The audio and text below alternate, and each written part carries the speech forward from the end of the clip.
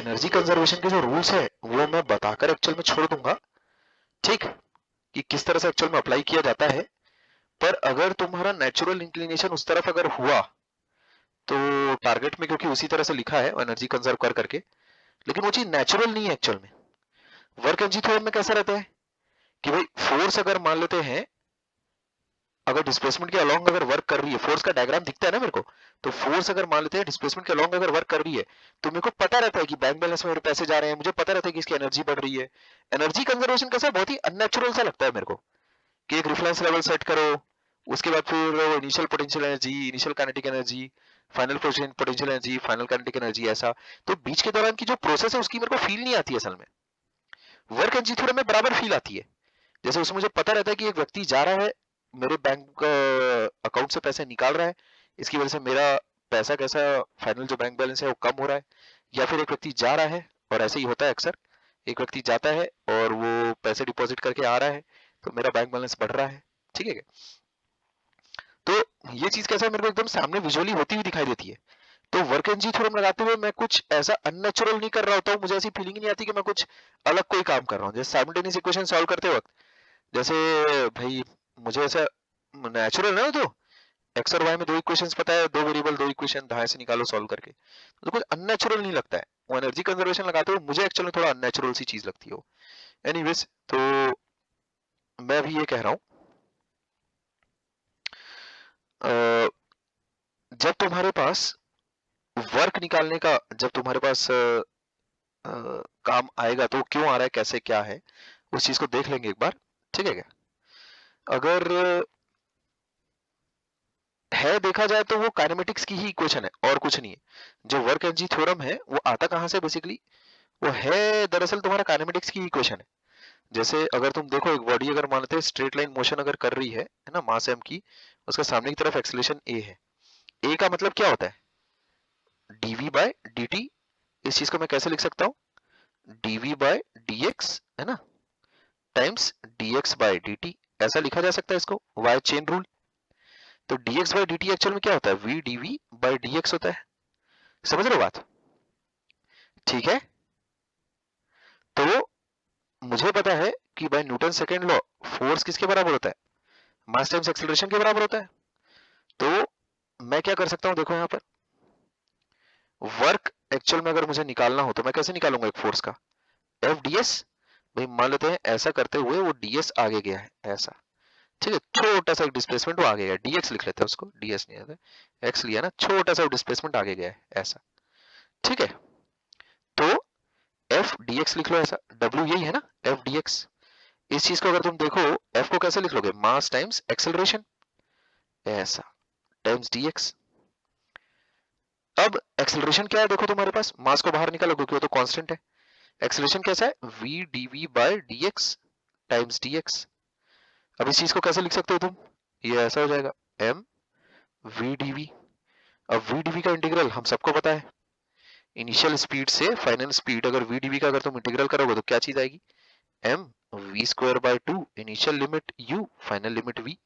समझ गए कितना आ जाएगा ये, m v square by 2 minus u square by 2, ठीक है क्या? तो यह तुम देख पा रहे हो, ये जो w का एक्सप्रेशन आया है मेरे पास, क्या चीज आ गई है, देखो w का एक्सप्रेशन में w कैसा आया तुम्हारे पास, k2 माइनस k1, ऐसा आया कि नहीं आया?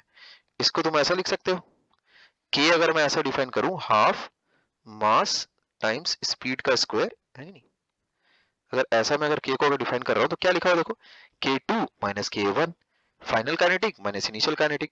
तो इसको मैं ऐसा भी लिख सकता हूँ ना, w प्लस k1 बराबर k2, क्योंकि this is more natural to use. ये कैसा लगता है, जैसे इनिशियल तुम्हारे पास कुछ पैसे थे k1, और फिर w का ट्रांजेक्शन हुआ, आवक जावक, कुछ प्रॉफिट लॉस, और उसके बाद फिर फाइनल ये बचा, ऐसा। ये लिखना ज्यादा नेचुरल है, समझ गए?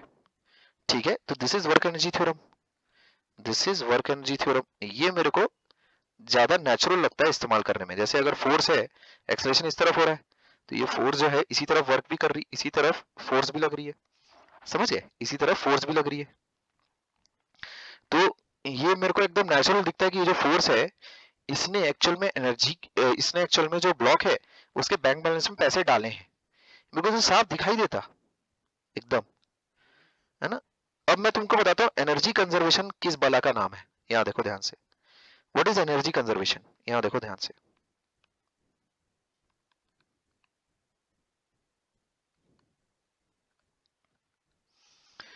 तो इतना जो हम लोगों ने, ये बिग क्वेश्चन है, ये क्या है एनर्जी कंजर्वेशन, क्या चीज है, और वर्क एनर्जी थ्योरम से किस तरह से अलग है, क्या वही चीज है? तो है वही चीज, मसाला वही है। देखो ध्यान से, अगर तुम्हारे पास कंजर्वेटिव फोर्स है, फॉर अ कंजर्वेटिव फोर्स,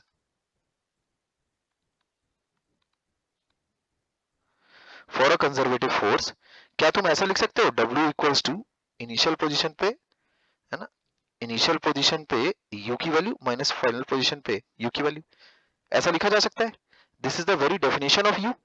क्या मेरी बात से एग्री करते हो? This is the definition of U। क्या मेरी बात से एग्री करते हो?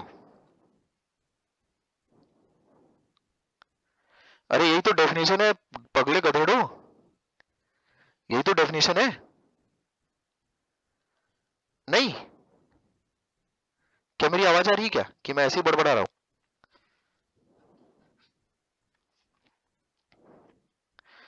यस आ रही है। हाँ, तो मेरा ये बोलना है किसी भी कंजर्वेटिव फोर्स के लिए ऐसा लिखा जा सकता है कि नहीं लिखा जा सकता है?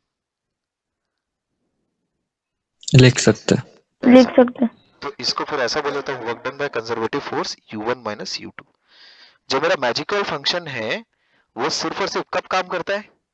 जब कंजर्वेटिव फोर्सेस हो मेरे पास, है ना, तब उसका W, उसका वर्क लिखने के लिए काम करता है। क्यों? कंजर्वेटिव फोर्स यानी कि work done in a close loop is zero. इसका मतलब क्या? Work done is path independent. इसका मतलब क्या? अगेन सिर्फ और सिर्फ इनिशियल और फाइनल पोजीशन पर वर्क ही डिपेंड करेगा। ठीक, इसका मतलब क्या, मैं हमेशा एक U डिफाइन कर सकता हूं। पर U डिफाइन मैं कब कर सकता हूं? जब पाथ इंडिपेंडेंट हो फोर्सेस, जब पाथ इंडिपेंडेंट हो वर्क डन। समझे क्या? जब पाथ इंडिपेंडेंट हो वर्क डन, ऐसा उसी फोर्स के लिए मैं ये U लिख सकता हूं। This U can only be defined, है ना, this U can only be defined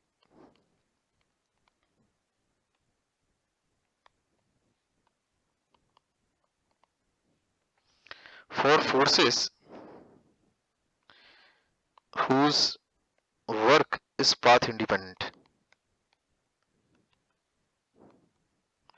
ठीक है बात, whose work is path independent। ठीक है चीज, ऐसा basically conservative forces, basically conservative forces. ठीक है बात। अच्छा, क्या किसी भी एडी गैरी फोर्स के लिए तुम कर दोगे क्या?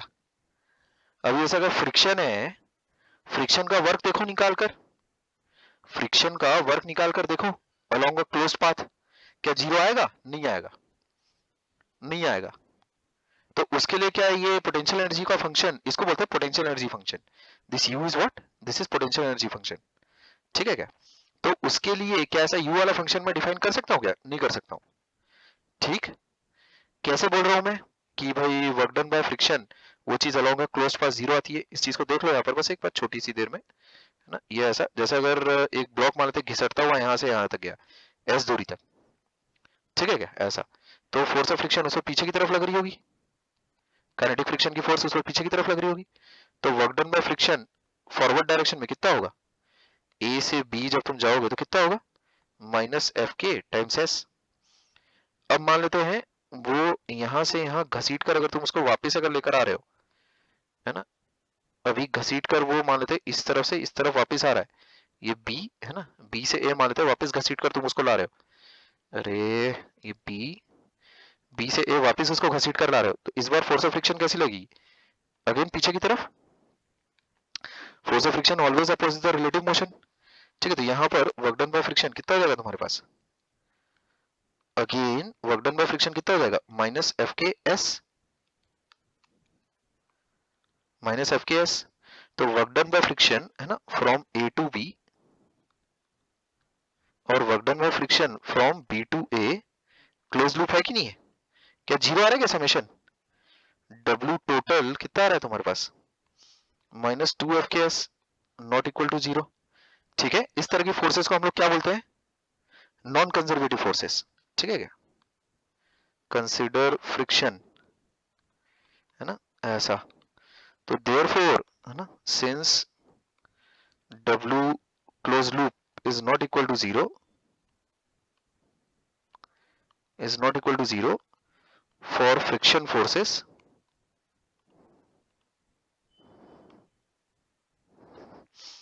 therefore friction is a non conservative force. इसका मतलब U कांट बी डिफाइंड।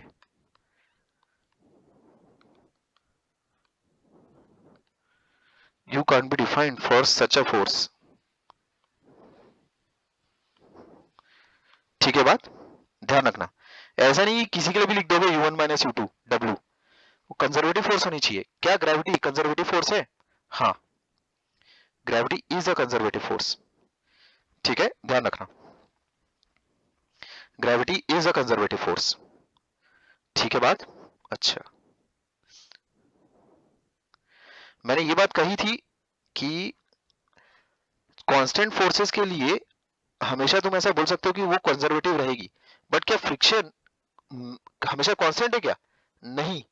क्या friction along the close loop क्या कांस्टेंट है क्या? कोई बता सकता है इस पॉइंट पर? कोई बता सकता है क्या बोलने की कोशिश कर रहा हूं मैं?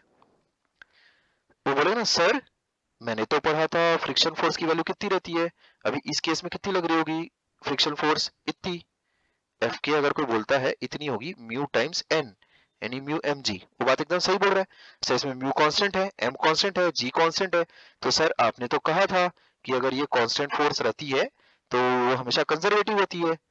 फिर सर अभी आप अपनी बात कई बात से मुकर गए। ऐसा अगर कोई पूछेगा तो उसको कैसे जवाब दोगे? अगर कोई बोलेगा कि सवाल है, अगर कोई बोलेगा तुमसे कंजर्वेटिव फोर्स है ना, कांस्टेंट फोर्स, इसका मतलब कंजर्वेटिव फोर्स। ठीक है क्या? इसका मतलब कंजर्वेटिव फोर्स, पहला स्टेटमेंट है। दूसरा स्टेटमेंट क्या है? F of K equals to mu M G, है ना, this is a constant. Mu भी कांस्टेंट है, मास तो चेंज हो नहीं रहा, एक्सीलरेशन ड्यू टू ग्रेविटी भी कांस्टेंट है, तो from 1 and 2 friction is a conservative force.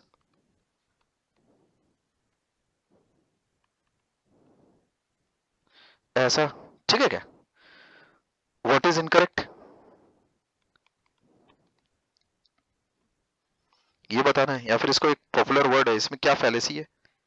What is the fallacy in the above statement? क्या इसमें गड़बड़ी है? क्या गड़बड़ है?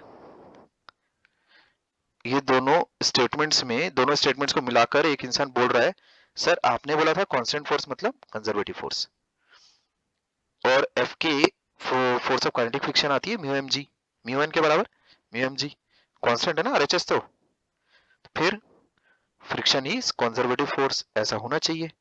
Friction should be a conservative force. इस स्टेटमेंट्स में क्या गड़बड़ी है? इस स्टेटमेंट में क्या गड़बड़ी है? इस स्टेटमेंट में क्या गड़बड़ी है?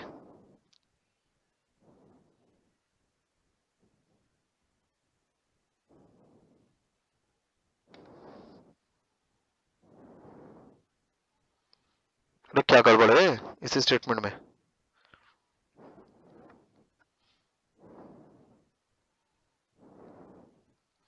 अरे कैसे लोग हो यार?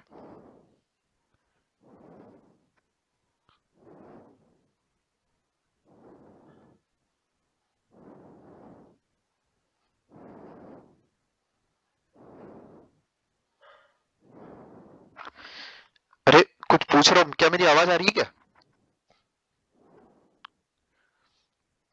Yes sir. हाँ, कुछ समझ में आ रहा है सवाल? सवाल कुछ वैलिड लग रहा है कि गड़बड़ लग रही है सवाल में? नहीं सर ये कैसे पूछ दिया आपने, क्या पूछ रहे हो, कुछ समझ ही नहीं आ रहा है।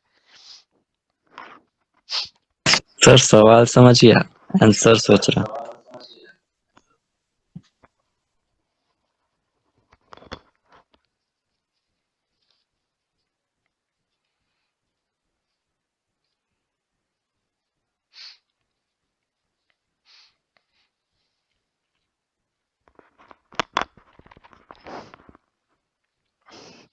पहली बात तो जो उसने लिख रखा है फ्रिक्शन बराबर कौन, पहली बात तो सही है, पहला स्टेटमेंट तो उसमें कोई दिक्कत है ही नहीं, है ना, पहला स्टेटमेंट तो कोई दिक्कत है ही नहीं। जो दूसरा स्टेटमेंट है बवाल एक्चुअल में वहां पर है। पहले स्टेटमेंट में क्या गड़बड़ है? कोई गड़बड़ नहीं है। कांस्टेंट फोर्स कंजर्वेटिव फोर्स तो रहती है ना? बात तो सही है। वर्क डन उसके द्वारा पाथ इंडिपेंडेंट रहता है, अपने प्रूफ किया अलजेब्रिकली, है ना? प्रूवन अबव, अपने प्रूफ किया उसको। दूसरे स्टेटमेंट का भाई मैं श्योर नहीं हूं, क्योंकि अगर दोनों ही बातें सही हो जाएगी तब तो ये बात ही सही हो जाएगी कंजर्वेटिव फोर्स है? तो दूसरे स्टेटमेंट पर बवाल है। क्या ये कांस्टेंट है? Is it constant? Friction force क्या कांस्टेंट है along the closed loop?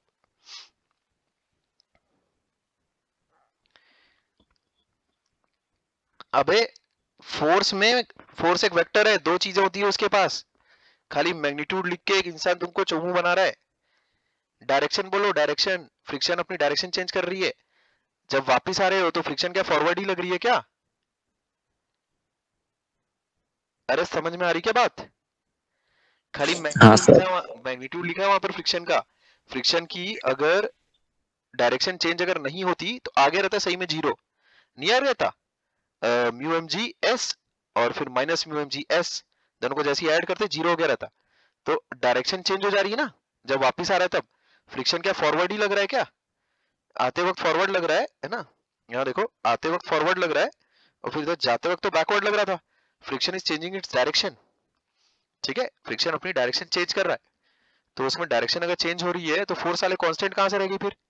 Magnitude माना चलो कांस्टेंट है, फ्रिक्शन अपनी डायरेक्शन चेंज कर रही ना। कभी ऐसा देखा है क्या कि अगर एक बॉडी ऊपर जा रही तो वेट नीचे लग रहा है, एक बॉडी नीचे आ रही तो वेट ऊपर लग रहा है? ऐसे कभी देखा है? अबे वेट हमेशा नीचे ही लगता है ना। तो फोर्स बराबर कांस्टेंट का मतलब क्या है? Magnitude as well as direction दोनों कांस्टेंट होने को होना, ठीक है बातें?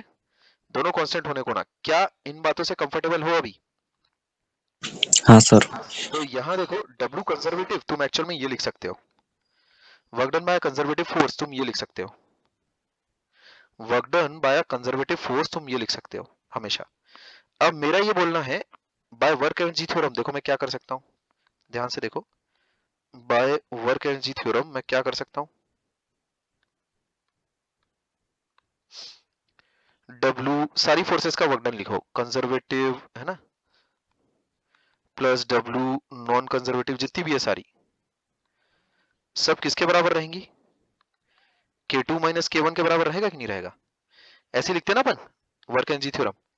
या तो इसको ऐसा लिख लो, जैसी तुम्हारी मर्जी, K1 प्लस सब फोर्सेस का W बराबर K2, हो गया बिंदास खत्म। क्या ये वर्क एनर्जी थ्योरम में तुमको कोई दिक्कत आ रही है? नहीं सर। यही तो है ना, सारे कंजर्वेटिव और नॉन कंजर्वेटिव दो ही टाइप की तो फोर्सेस रहेगी। अगर कंजर्वेटिव नहीं है तो नॉन कंजर्वेटिव का होगा ना उसको। बारिश हुई है या तो नहीं हुई है, ऐसा थोड़ी होता है बीच बीच का, थोड़ा थोड़ा हुई है थोड़ा थोड़ा नहीं हुई है। तो अभी मेरे को एक बात बताओ, W कंजर्वेटिव को, if there are no non conservative forces, friction वगैरह टाइप की कोई फोर्स नहीं है, no non conservative forces, then तुम क्या बोल सकते हो? W नॉन कंजर्वेटिव कितना हो गया? जीरो, है ना भाई? वो फोर्स ही नहीं है नॉन कंजर्वेटिव, तो उसके द्वारा वर्क डन क्या होगा? अगर कोई अकाउंट से पैसे निकालने गए ही नहीं है तो क्या अकाउंट में पैसे कम ज्यादा होंगे क्या? वो W जीरो है, वो क्या निकालेगा और क्या लाएगा? मैं तुझसे एक सवाल बोल रहा हूँ, उसमें दो स्टेटमेंट है। पहला स्टेटमेंट, कोई पैसे निकालने बैंक गया ही नहीं, ना तो निकालने गया ना तो डिपॉजिट करने गया। तो दूसरा स्टेटमेंट है जो कि सवाल है, बताओ बैंक से कितने पैसे निकले या कितने पैसे डिपॉजिट हुए? बताओ कितने पैसे निकले या कितने पैसे डिपॉजिट हुए, बताओ जरा। अरे कोई पैसे जीरो। निकालने गए ही नहीं है ना तो डिपॉजिट करने गया है, तो कितने पैसे निकले या कितने पैसे डिपॉजिट हुए? जीरो ना, वही चीज लिखी है यहाँ पर, ठीक है? वही लिखा है यहाँ पर। अभी W कंजर्वेटिव को हम लोग कैसे लिखते हैं? U1 minus U2 plus zero बराबर कितना हो गया बोलो? K2 के बराबर। तो इसको थोड़ा सा जब तुम रीअरेंज करोगे तो क्या आ जाएगा? देखो K1 प्लस U1 बराबर K2 प्लस U2, वही है वर्क एनर्जी थ्योरम ही लिखा है बस, और कुछ नहीं है ना? अगर नॉन कंजर्वेटिव फोर्सेस अगर तुम्हारे पास नहीं है तो ये जो K प्लस U वाली टर्म है इसको अपन बोलते हैं मैकेनिकल एनर्जी, समझे क्या? ठीक, और इसको बोलते हैं एनर्जी इज कंजर्व्ड। ठीक है क्या? This is what is energy conservation equation looks like, ऐसा। This is energy conservation. अब जब तुम एनर्जी कंजर्वेशन लगा रहे होगे तो क्या वर्क डन बाय, अगर तुम एनर्जी कंजर्वेशन अगर लगा रहे हो तब कोई वर्क वगैरह लिखने की कोई जरूरत है क्या? Work done by conservative forces सारा का सारा पोटेंशियल एनर्जी ने संभाल लिया है। क्या मैं बोल रहा हूँ, समझ में आ रही बात? एक बहुत ही कॉमन डाउट 9वीं में पढ़ने वाले व्यक्ति को हो जाता है, सर वर्क एनर्जी थ्योरम पढ़ा है, अभी ये एनर्जी कंजर्वेशन पढ़ रहे हैं सर, तो फिर एनर्जी कंजर्वेशन में सर वो वर्क कहाँ गया? वर्क नहीं सर, वर्क कहाँ गया?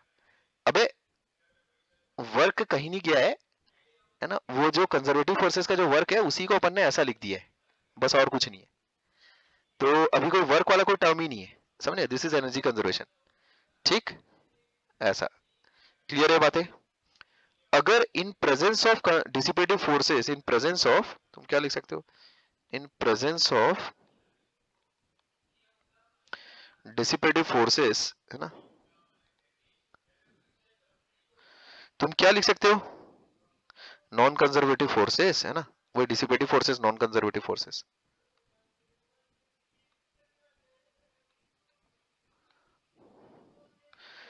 सिंपल है, U1 plus K1 plus WNC equal to U2 plus K2, ऐसा लिखा जा सकता है। तब एनर्जी कंजर्वेशन नहीं लगा रहे हैं लेकिन अपन, ठीक है क्या? तुमको अगर U फंक्शन इस्तेमाल करने का ज्यादा ही फितूर है तो तुम ये इस्तेमाल कर सकते हो, but this is not energy conservation. Energy conserve कहां से है भैया? कहां से कंजर्व्ड है ना? ठीक है, this is actually energy conservation. तो energy remains conserved only and only when there are no non conservative forces in the system. क्या ये बात जम रही है क्या?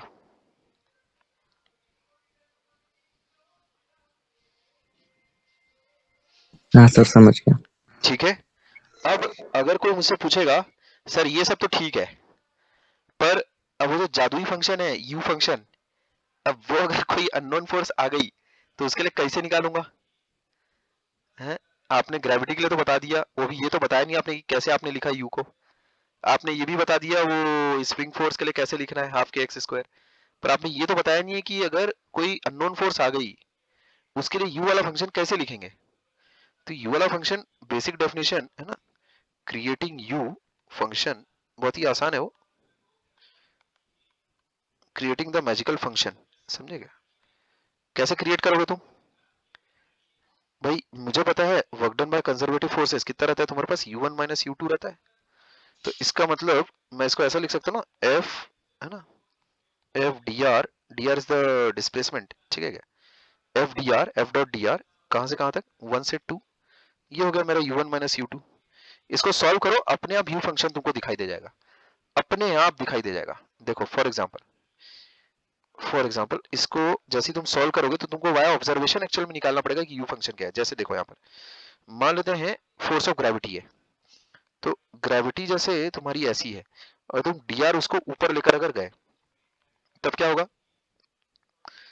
mg dr with a minus sign, ठीक है क्या? इसको जब तुम वैल्यूएट करोगे 1 से 2, 1 से 2 का मतलब कहाँ है, देखो dr किस डायरेक्शन में, ऊपर की डायरेक्शन में, r की डायरेक्शन में हमेशा dr होता है, ये बात ध्यान में रखना। तो r पर मेरा पार्टिकल है, समझ गए क्या? अब जब मैं उसको R1 से R2 है ना कैलकुलेट करूंगा तब वो कितना होगा, ये R1 से R2 ऐसा जब मैं उसको कैलकुलेट करूंगा तब कितना होगा, minus mg R2 minus R1, समझ गए? तो ये चीज देखो कितनी आ रही है, mg R1 minus mg R2, ये चीज कितनी हो गई, U1 माइनस U2। तो मैं क्या बोल सकता हूँ, इसको देखकर मैं क्या बोल सकता हूँ, UR क्या डिफाइन कर लेते हैं अपन, mgr, कर सकते नहीं कर सकते? क्या ये जो तुम्हारे सामने जो चीज लिखी है क्या उससे तुम सहमत हो? हाँ सर। ठीक है, क्या इस इक्वेशन को देखकर, है ना, by looking at this equation can you predict what will be U R? कर सकते हो बिंदास, ऐसा डिफाइन कर लो यूआर को। पर पहले से वर्क लिखने के लिए वर्क अपने को ताकि बार बार इंटीग्रेट कर करके ना लिखना पड़े, इसीलिए हम लोगों ने पोटेंशियल एनर्जी का फंक्शन क्रिएट किया, और इसको हम लोग फर्दर और सिंप्लीफाई करने के लिए पोटेंशियल का फंक्शन भी बना लेते हैं, ठीक है क्या?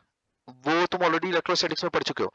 क्यों निकाले अपन ने यू का फंक्शन, ताकि एक बच्चा भी वर्क की कैलकुलेशंस कर सके। वो बच्चा बोलेगा मेरे को इंटीग्रल नहीं आता, नहीं आता मेरे को इंटीग्रल, नहीं कर रहा मेरे को इंटीग्रल से कैलकुलेट, मेरे को फंक्शन दो, मेरे को शॉर्ट ट्रिक दो, तो क्या बोलेंगे उसको, ले तू यार शॉर्ट ट्रिक ले यार, तेरे को इंटीग्रल वगैरह आता नहीं है, तू छोड़ शॉर्ट ट्रिक ले, है ना, तू वो mgr से इनिशियल पोजीशन पर फंक्शन की वैल्यू निकाल, फाइनल पोजीशन पर फंक्शन की वैल्यू निकाल और वर्क लिख दे डायरेक्ट धाए से, है ना, उसको कोई मतलब नहीं कि वो चीज कहां से आई। ठीक, तो क्यों निकाला, यू का फंक्शन क्यों निकाला भाई, पहले से स्टैंडर्ड फोर्सेस के लिए निकाल निकाल के रखो ना, क्यों बार बार इंटीग्रेट करते बैठेंगे। ठीक है बात, तो this is a shortcut for writing work done. ठीक है, बस बस यही इतनी सी बात है।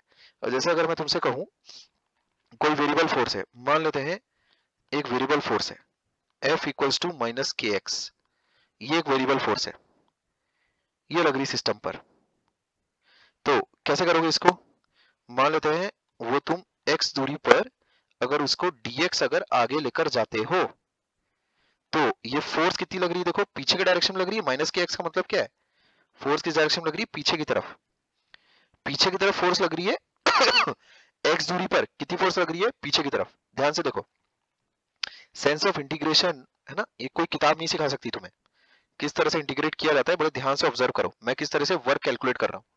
ठीक है क्या, मैं पहले छोटा वर्क लिखता हूँ, छोटा वर्क dw, यहाँ देखो मैं हमेशा पहले छोटा वर्क लिखता हूँ, किस तरह से लिखता हूँ, r दूरी पर dr अगर उसको आगे और लेकर जाऊं, dr हमेशा r की डायरेक्शन में होगा, ध्यान रखना, x दूरी पर अगर मैं उसको dx और आगे लेकर जाऊं ऐसा, और उसके बाद फिर मैं लिमिट चलाता हूँ, लोअर लिमिट अपर लिमिट। पहली स्टेप मेरी कैसी रहती है हमेशा, ये छोटा सा वर्क लिखने की पहली स्टेप रहती है, छोटा एलिमेंटल। एक्चुअल में जैसे एरिया अगर मेरे को लिखना है तो मैं कैसे लिखूंगा, छोटा एरिया लिखूंगा, फिर लिमिट चलाऊंगा, फिर चाबुक चलाऊंगा, लोअर लिमिट से अपर लिमिट ऐसा। तो यहाँ देखो छोटा वर्क डन जब मैं लिखूंगा कैसे लिखूंगा, वर्क कौन कर रहा है, के एक्स, कब, जब उसे पार्टिकल को जो कि x दूरी पर था उसको जब dx लेकर गए, तो इस छोटे से डिस्प्लेसमेंट के दौरान kx ने कितना वर्क किया, तो इतना वर्क किया ऐसा। ठीक, अब जब उसको इनिशियल पोजीशन से x1 से फाइनल पोजीशन जब उसको x2 लेकर जाएंगे, है ना, तब कितना टोटल वर्क होगा x1 से x2 ऐसा। तो ये हो गया w। अब w को अपन क्या लिखते हैं, u1 माइनस u2। इसको देख के क्या तुम बता नहीं सकते, ये आ जाएगा, इसको जैसे कैलकुलेट करोगे हाफ के x1 स्क्वायर माइनस हाफ के x2 स्क्वायर ऐसा आ जाएगा, ये बराबर u1 माइनस u2। अब इसको देखकर तुम खुद बोलो u कितना रखोगे तुम, हाफ के x स्क्वायर रखोगे नहीं रखोगे ऐसा। तो these functions are created so as to simplify our work so that we don't need to integrate again and again। ठीक है, ध्यान रखो, ये लेकिन यू वाली अप्रोच कैसा मैं फॉलो नहीं करता हूँ, मेरे को थोड़ा सा कैसा दिक्कत जाती है और मेरे को थोड़ा नेचुरल नहीं लगता हूँ। मेरा कैसा है वो इनबिल्ट कैसा है कि फोर्स कैसा है, अगर वर्क कर रही है तो एनर्जी सप्लाई कर रही है, बैंक पे पैसे जमा कर रही है ऐसा, तो उस तरीके से मैं वैसा करता हूँ। ठीक है क्या काम, ठीक। तो क्या तुम्हें एनर्जी कंजर्वेशन का फंडा समझ में आ गया है, क्या है क्या, मैंने तुम्हें यू किस प्रकार लिखना है किसी भी फोर्स के लिए, किसी भी फोर्स के लिए यू कैसे लिखना है ये चीज बता दी। मैंने तुम्हें बता दिया कि energy conservation and work energy theorem are one in the same thing. ठीक, कंजर्वेटिव कंजर्वेटिव नॉन कंजर्वेटिव क्या होता है, पाथ इंडिपेंडेंस क्या होता है, ये सारी चीजें मैं तुम्हें एक्सप्लेन कर चुका हूँ। जो वर्क एनर्जी थ्योरम में जो पूरे चैप्टर पढ़ के लोग 11वीं का जिनको नहीं पता चलती बहुत सारी बातें, वो अब तुम्हें पता है। ठीक है, हाँ, तुम्हारी न्यूमेरिकल सॉल्विंग एबिलिटी अभी 0 अंडा है। ठीक, तो वो न्यूमेरिकल सॉल्विंग एबिलिटी तुम्हारी वर्क एनर्जी पावर पे अगर 0 भी है तो वो तुम्हें अभी जरूरत उसकी नहीं पड़ेगी, इतना मान के चलो। ठीक है, उसकी तुम्हें उस एबिलिटी की अभी तुम्हें जरूरत नहीं है। कंसेप्चुअल क्लैरिटी तुम्हारी होनी चाहिए कि वो वर्क एनर्जी थ्योरम क्या चीज है, एनर्जी कंजर्वेशन क्या चीज है। ठीक, वो कंसेप्चुअल क्लैरिटी तुम्हारी होनी चाहिए। अगर मान लेते हैं उस पर तुम्हारी न्यूमेरिकल सॉल्विंग एबिलिटी नहीं है, क्यों नहीं है, अभी वो जरूरत भी नहीं है, ना तो सीटी में जरूरत है ना तो बोर्ड्स में जरूरत है। ठीक है, दोनों में जरूरत नहीं है। ठीक है, बात एकदम यकीन मान के चलो, कोई एक भी सवाल ऐसा नहीं आ सकता जो तुम्हारा वर्क एनर्जी थ्योरम पर आधारित हो, है ना, मतलब सिंपली मतलब वर्क एनर्जी थ्योरम पर आधारित हो, ऐसा आने की प्रोबेबिलिटी बहुत ही कम है। तुम्हारा जो अभी साहिल ने जो सिलेबस एक्चुअल में फॉरवर्ड किया है उसको मैं देख रहा था, उसमें जो सवालों का जिस तरह से डिस्ट्रीब्यूशन उसने किया है 11th के सिलेबस को उसने कितना 10% 20% वेटेज रखा है, 20% वेटेज रखा है, मतलब 10 और 40 का है, समझेगा। 40 सवाल रहेंगे 12वीं के सिलेबस से और 10 सवाल रहेंगे तुम्हारे 11वीं के सिलेबस से। तो अगर मैं मान के चलूं कि एक चैप्टर से एक भी सवाल अगर आ रहा है, ठीक, 50 नंबर का कुल पेपर है फिजिक्स का, 50 मार्क्स, 50 क्वेश्चन, और 50 क्वेश्चन जो तुम्हारे मैथ्स के आ रहे हैं, सोचो उसका वेटेज है तुम्हारा 100 नंबर, ठीक है। तो फिजिक्स का वेटेज उसका आधा है, उस आधे में जो 80% सिलेबस है वो तुम्हारा 12th बोर्ड्स का है। उसमें अच्छी बात एक, तुम अगर ध्यान से देखो तो उसमें साफ लिखा हुआ है कि कोविड वाले जो टॉपिक्स है उसमें से एक भी सवाल नहीं किया जाएगा, ठीक। अच्छा, दूसरी अच्छी बात यह है कि जो कि मुझे नहीं लगता कि ये उसमें उतना ज्यादा ये यूजफुल रहेगा अभी इस वक्त पे। पहले एक्चुअल में ऐसा होता था कि जो बोर्ड एग्जाम्स होते थे और सीईटी के बीच का गैप असल में बहुत बड़ा रहता था, बहुत बड़ा गैप होता था, और 3-4 महीने का गैप रहता था, शायद 2-3 महीने का तो रहता ही था आराम से। तो वो गैप हो सकता है इस बार वो बहुत रिड्यूस हो जाए, हो ही जाएगा, ठीक है क्या। उसमें दो अच्छी बातें हैं, एक तो ये कि 80% जो काम एक्चुअल में तुम देखोगे फिजिक्स के सवालों का, वो 40 के 40 सवाल में एक भी ऐसा सवाल नहीं हो सकता जो कि तुमसे ना बने। मतलब तुम देखोगे कि उसमें जो सवाल अभी तुम करते हो, क्वेश्चन बैंक वगैरह जैसे लगाते हो, टेस्ट वगैरह देते हो, उसी के जैसे ही एकदम एक सवाल टपका हुआ मिलेगा तुमको, नहीं उसमें तुम्हारी डेप्थ बनी हुई नहीं चाहिए, via copy checking. Copy checking अपन पूरी करेंगे बहुत अच्छे तरीके से, ठीक, बहुत अच्छे तरीके से पूरी करेंगे, पूरी एकदम बढ़िया से, ठीक। तो अभी सिर्फ वैसे तुमको दो बातें ध्यान में रखनी है अच्छे से, कि वो जो 40 सवाल है उस पर पूरा फोकस होना चाहिए। वो अभी अगर हम लोगों ने लेट्स से नेक्स्ट वीक तक अगर निपट लिया, मानते हैं अगले 10 दिनों में निपट लिया, ठीक है क्या, पूरा कॉपी चेकिंग वगैरह करवा के सारी चीजों को अपन गो थ्रू कर लेंगे, रिवीजन वगैरह करना पड़ेगा थोड़ा, ठीक है, गो थ्रू अगर कर लिया, उसके बाद लेट्स से 10 डेज के बाद क्या सिचुएशन होती है उसके अकॉर्डिंग फिर एनालाइज करेंगे कि भाई कौन कौन से ऐसे टॉपिक्स हैं जो छोटे छोटे जो कि किए जा सकते हैं, जिससे हो सकता है एक एक नंबर वाले कुछ सवाल हैं जो वो बन जाए, ठीक है क्या। ऐसे छोटे छोटे टॉपिक्स अगर मान लेते हैं एक एक दिन में अगर उसका एक ब्रीफ अगर तुमने ले लिया, समझेगा, जैसे ग्रेविटेशन है तो उसका ब्रीफ अगर ले लिया, कॉपी चेकिंग करवा ली, क्योंकि उसमें कोई लर्निंग तो है नहीं, और उसमें कॉपी चेकिंग के लिए एक दिन लगेगा तुमको मात्र, उसके बेसिस पर क्या पता शायद सवाल बन जाए, जो कि बन जाना चाहिए। एक दिन की कॉपी चेकिंग सवाल बन जाएगा उस टॉपिक से, 101% लिखवा लो, है ना, एक दिन की कॉपी चेकिंग से। तो ऐसे जो छुटकू छुटकू वाले टॉपिक्स हैं उस पर कैसा है, एक एक दिन की अपन हो सकेगा तो जितना वक्त जैसा परमिट करेगा। पर तुम ये बात समझ रहे हो, जो 50 सवाल है मैथ्स के 100 नंबर, उसमें अगर एक भी अगर कचरा वगैरह होता है, क्योंकि तुमने सर्कल वगैरह ये सब करके रखा है, सर्कल एलिप्स, एलिप्स वगैरह वैसे हटा दिए उन लोगों ने, सर्कल स्ट्रेट लाइन है, लेकिन अब सर्कल स्ट्रेट लाइन जो 11th के जो टॉपिक्स हैं उसमें सिर्फ एक ही चीज तुम्हें नहीं आती है, वो है परम्यूटेशन कॉम्बिनेशन और प्रोबेबिलिटी। तो वो चीजें मैं करवाऊंगा तुम्हें, ये बात ध्यान में रखो। तो वो क्योंकि स्कूली लेवल पर करने के लिए उसको मात्र तुमको एक एक दिन लगेगा दोनों को, और उसमें तुम सबसे ज्यादा एंजॉय करोगे, सर ये क्या पढ़ाया आपने, ये तो कुछ था ही नहीं, उसमें कुछ भी रटने का होता नहीं है, ठीक है, कुछ भी रटने का होता नहीं है। जैसे यहाँ पर तो इक्वेशंस वगैरह होती है और ये सब दुनिया भर की बातें हैं, ठीक है क्या।